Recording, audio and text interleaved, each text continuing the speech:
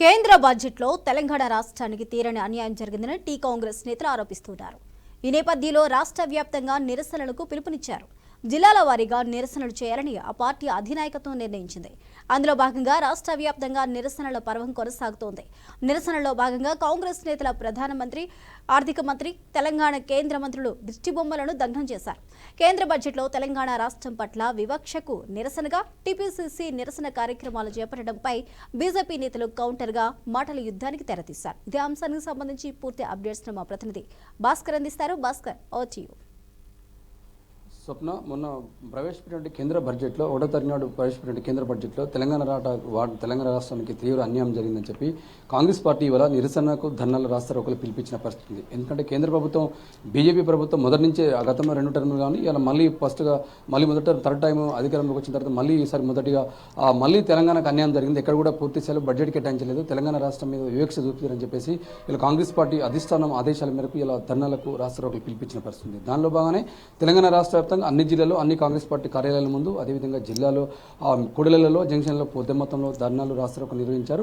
అదేవిధంగా నిర్వహించడంతో పాటు కేంద్ర ప్రభుత్వం సంబంధించి ప్రధానమంత్రి నరేంద్ర మోదీ, నిర్మలా సీతారామన్ ఆర్థిక శాఖ మంత్రి, కేంద్ర ప్రభుత్వ దిష్టిబొమ్మను దగ్ధం చేయడం జరిగింది.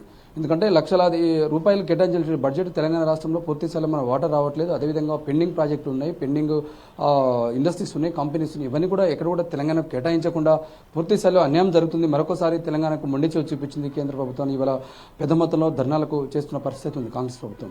ఇది సేమ్ టైం ఎందుకంటే చూస్తున్నాం ఇలా తెలంగాణ రాష్ట్రం చూసుకుంటే ఇలా పెద్ద కోచ్ ఫ్యాక్టరీలు కావచ్చు, అదే ఇండస్ట్రీస్ కావచ్చు, కంపెనీస్ కావచ్చు, ప్రాజెక్టులకు జాతీయ హోదా కావచ్చు, ముఖ్యంగా వరంగల్ విషయానికి వస్తే మేడారం జాతీయ పండుగ గుర్తింపు కావచ్చు, కాజ్పేటలో కోచ్ ఫ్యాక్టరీ కావచ్చు, బయ్యారం ఉక్కు కర్మాగారం కావచ్చు, ఇలాంటి ఇట్లా చూసుకుని పోతే తెలంగాణ రాష్ట్ర వ్యాప్తంగా ఎక్కడ కూడా నిధులు కేటాయించలేదు, నామమాత్రంగానే నిధులు కేటాయించారు. ఈ నిధులతోటి ఎక్కడ కూడా డెవలప్మెంట్ కాదు. మనకు లక్ష్యంతో ఇప్పటికే కేంద్ర మంత్రులని అనేక సందర్భాల్లో కలిశాము. తెలంగాణ రాష్ట్రానికి ఏమి కావాలో, ఎక్కడెక్కడ ఫండ్ అవసరం ఉందో పూర్తి స్థాయిలో ఒక లేఖల రూపంగా కూడా ఇవ్వడం జరిగిందని చెప్పేసి కాంగ్రెస్ నేతలు చెప్తున్న పరిస్థితి. దానిలో భాగంగా ఇలా టీ కాంగ్రెస్ తెలంగాణ వ్యాప్తంగా ధర్నాలు చేస్తున్న పరిస్థితి. చేశారు కూడా పెద్ద మొత్తంలో ధర్నాలను కూడా సక్సెస్ అయినట్టే చెప్తున్న పరిస్థితి ఉంది. ఎందుకంటే గతంలో ఎన్నడూ లేనటువంటి కాంగ్రెస్ ప్రభుత్వం తర్వాత అధికారంకి వచ్చిన తర్వాత ఈ బడ్జెట్లో తెలంగాణ రాష్ట్రానికి పెద్ద మొత్తంలో వాటా కల్పిస్తారు, నిధులు కేటాయిస్తారు. మనం రాష్ట్రాన్ని మరింత అభివృద్ధి చేసుకోవచ్చు, ఇండస్ట్రీ తీసుకోవచ్చు, రంగాల వారీగా పెద్ద మొత్తంలో నిరుద్యోగ యువతకు ఉద్యోగాలు కల్పించే ఒక లక్ష్యంతో ముందుకెళ్లే పరిస్థితి. అలా చూసుకున్నట్టు ఇప్పటికే ఆ లెక్క ప్రకారం చూసుకుంటే బడ్జెట్ తీవ్ర అన్యాయం జరిగింది కాబట్టి పెద్ద మొత్తంలో బడ్జెట్ రాలేదు, తెలంగాణకు తీవ్ర అన్యాయం జరిగింది అని ఇప్పటికే బీజేపీ నేతలపై విమర్శలు చేస్తున్న పరిస్థితి. At the same time Congress నేతలపై కూడా కౌంటర్ అటాక్ చేస్తారు బీజేపీ నేతలు. ఎందుకంటే ఎన్నడూ లేనటువంటి బడ్జెట్ ఇలా మిగతా జీవులు కావచ్చు, జీతభత్యాల మీద బతుకుంటుంది సామాన్య ప్రజలకు అందుబాటులో బడ్జెట్ తీసుకొచ్చింది నిర్మలా సీతారామన్. ప్రవేశపెట్టినటువంటి బడ్జెట్ నామమాత్రం అంటే పెద్ద మొత్తంలో సామాన్య ప్రజలకు అందుబాటులో ఉండే విధంగా ఈ బడ్జెట్ ఉందని చెప్పేసి ఇప్పటికే బీజేపీ నేతలు చెప్తున్న పరిస్థితి. దానిలో భాగంగానే మంత్రి కిషన్ రెడ్డి కూడా ఒక మీడియా సమావేశం పెట్టడం జరిగింది. అదే కేంద్ర మంత్రి బండి సంజయ్ కూడా మీడియాకు చెప్పడం జరిగింది. అదేవిధంగా ఈ కాంగ్రెస్ నేతలంతా కూడా బీజేపీ నేతలపై ఫైర్ అవుతున్నారు, వాళ్ళపై కౌంటర్ అటాక్ కూడా చేస్తున్న పరిస్థితి.